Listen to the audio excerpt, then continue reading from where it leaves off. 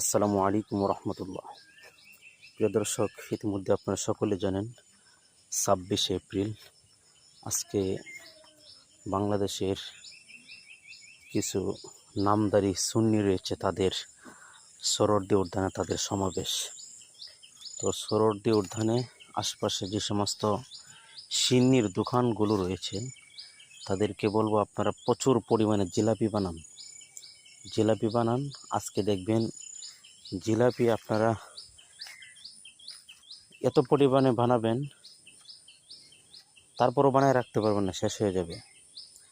তারপর আরেকটা বিষয় হচ্ছে, সিন্নি বানাবেন বেশি করে। বড় বড় লাল শালওয়ালা ফিসাবদের যে পাতিলগুলো রয়েছে, লাল কাপড়টা নিয়ে সিন্নি তৈরি করেন, দেখবেন সিন্নি চলবে। এই ভণ্ড মাজার পূজারীগুলো তারা যাচ্ছে মার্চ পর, তারা গাজার উদ্দেশ্যে সমাবেশ করার জন্য।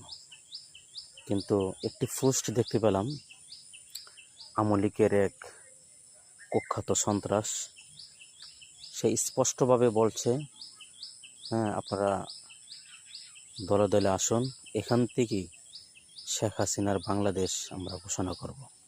এবার আপনারা চিন্তা করেন, তারা সমাবেশটা কিসের কারণে, কি কারণে তারা সমাবেশটা করতে চাচ্ছে।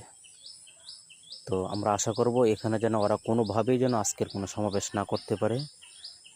সোহরাওয়ার্দী উদ্যানে যে সমস্ত ওলামায়ে কেরামরা রয়েছেন, আপনারা কঠিন পদক্ষেপ নেন।